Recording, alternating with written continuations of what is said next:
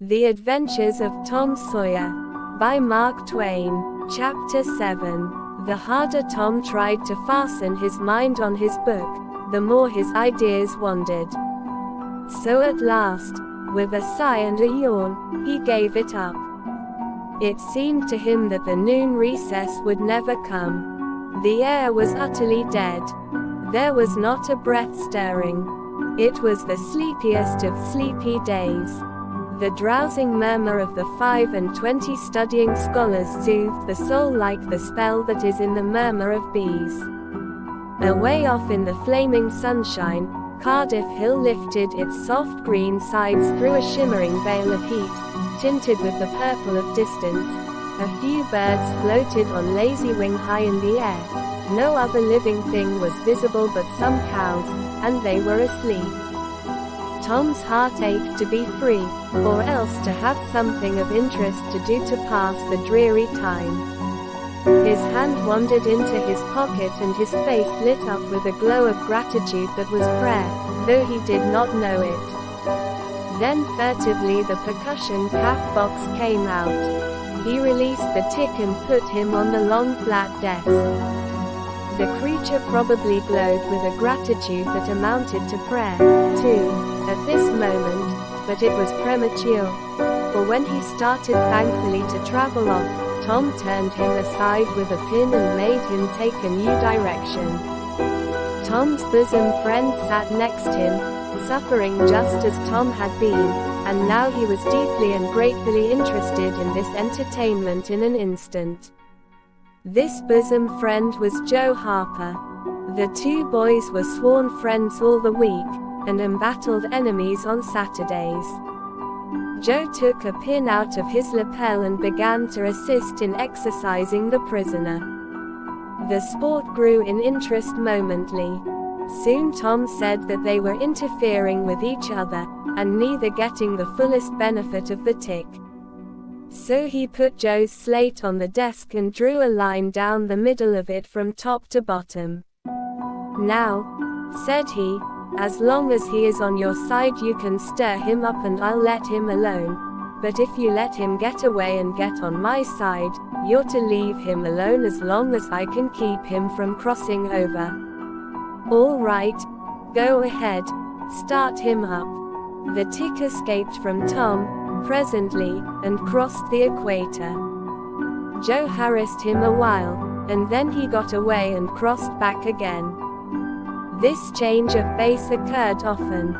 While one boy was worrying the tick with absorbing interest, the other would look on with interest as strong. The two heads bowed together over the slate, and the two souls dead to all things else.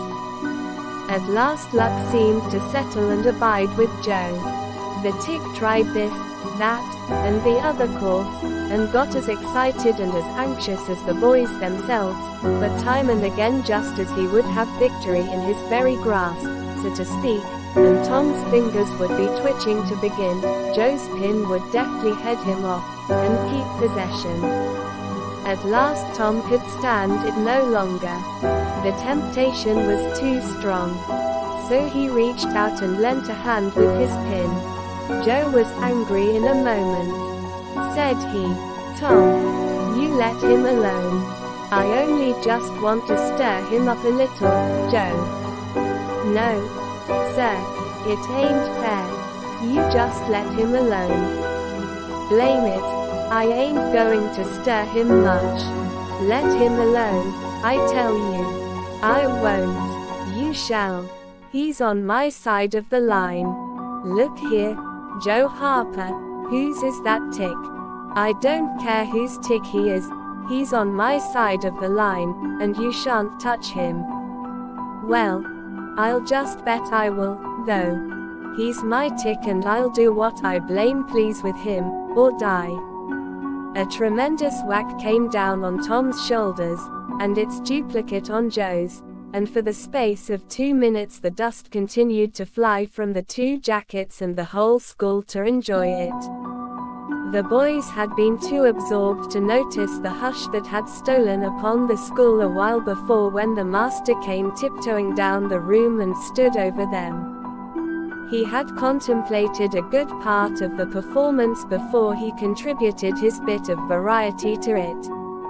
When school broke up at noon, Tom flew to Becky Thatcher, and whispered in her ear, "Put on your bonnet and let on you're going home, and when you get to the corner, give the rest of em the slip, and turn down through the lane and come back. I'll go the other way and come it over, em the same way." So the one went off with one group of scholars, and the other with another. In a little while the two met at the bottom of the lane, and when they reached the school they had it all to themselves. Then they sat together, with a slate before them, and Tom gave Becky the pencil and held her hand in his, guiding it, and so created another surprising house. When the interest in art began to wane, the two fell to talking. Tom was swimming in bliss. He said, "Do you love rats?" "No. I hate them." "Well, I do, too. Live ones. But I mean dead ones, to swing round your head with a string." "No. I don't care for rats much, anyway. What I like is chewing gum." "Oh. I should say so. I wish I had some now." "Do you?" "I've got some. I'll let you chew it a while, but you must give it back to me." That was agreeable, so they chewed it turnabout, and dangled their legs against the bench in excess of contentment. "Was you ever at a circus?" said Tom. "Yes.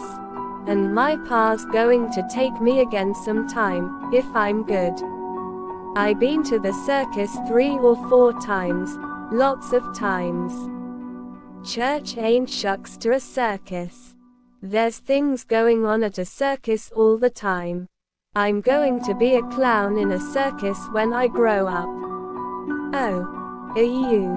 That will be nice. They're so lovely, all spotted up." "Yes. That's so. And they get slathers of money, most $1 a day, Ben Rogers says." "Say, Becky, was you ever engaged?" "What's that?" "Why, engaged to be married." "No. Would you like to?" "I reckon so. I don't know. What is it like?" "Like? Why, it ain't like anything. You only just tell a boy you won't ever have anybody but him, ever, and then you kiss and that's all. Anybody can do it. Kiss. What do you kiss for?"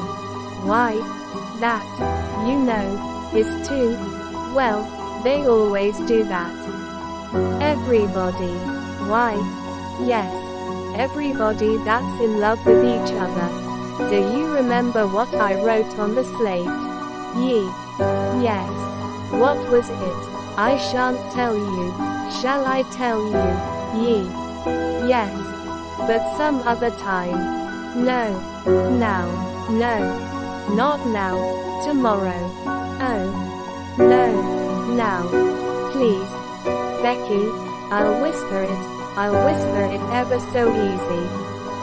Becky hesitating, Tom took silence for consent, and passed his arm about her waist and whispered the tale ever so softly, with his mouth close to her ear. And then he added, "Now you whisper it to me, just the same."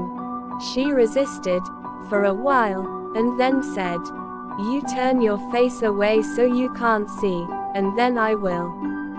But you mustn't ever tell anybody, will you, Tom? Now you won't, will you?" "No. Indeed I won't. Now, Becky." He turned his face away. She bent timidly around till her breath stirred his curls and whispered, "I love you." Then she sprang away and ran around and around the desks and benches, with Tom after her, and took refuge in a corner at last, with her little white apron to her face. Tom clasped her about her neck and pleaded, "Now, Becky, it's all done, all over but the kiss. Don't you be afraid of that, it ain't anything at all. Please, Becky."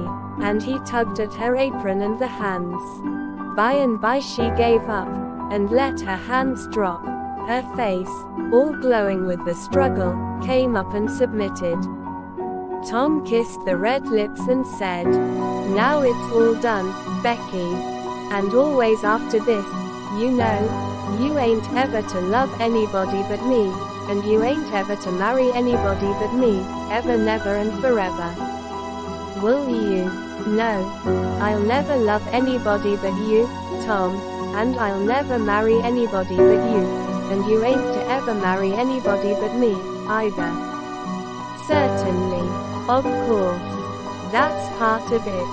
And always coming to school or when we're going home, you're to walk with me, when there ain't anybody looking, and you choose me and I choose you at parties, because that's the way you do when you're engaged." "It's so nice. I never heard of it before." "Oh. It's ever so gay." "Why?" "Me and Amy Lawrence." The big eyes told Tom his blunder and he stopped, confused. "Oh. Tom. Then I ain't the first you've ever been engaged to." The child began to cry. Tom said, "Oh. Don't cry, Becky. I don't care for her anymore." "Yes. You do, Tom. You know you do." Tom tried to put his arm about her neck, but she pushed him away and turned her face to the wall, and went on crying. Tom tried again, with soothing words in his mouth, and was repulsed again. Then his pride was up, and he strode away and went outside. He stood about, restless and uneasy, for a while, glancing at the door, every now and then, hoping she would repent and come to find him. But she did not. Then he began to feel badly and fear that he was in the wrong. It was a hard struggle with him to make new advances, now, but he nerved himself to it and entered. She was still standing back there in the corner, sobbing, with her face to the wall. Tom's heart smote him. He went to her and stood a moment, not knowing exactly how to proceed. Then he said hesitatingly, "Becky, I don't care for anybody but you." No reply, but sobs. "Becky," pleadingly, "Becky, won't you say something?" More sobs. Tom got out his chiefest jewel, a brass knob from the top of an andiron, and passed it around her so that she could see it, and said, "Please, Becky, won't you take it?" She struck it to the floor. Then Tom marched out of the house and over the hills and far away, to return to school no more that day. Presently Becky began to suspect. She ran to the door. He was not in sight. She flew around to the play yard. He was not there. Then she called, "Tom, come back, Tom." She listened intently, but there was no answer. She had no companions but silence and loneliness. So she sat down to cry again and upbraid herself. And by this time the scholars began to gather again, and she had to hide her griefs and still her broken heart and take up the cross of a long, dreary, aching afternoon, with none among the strangers about her to exchange sorrows with.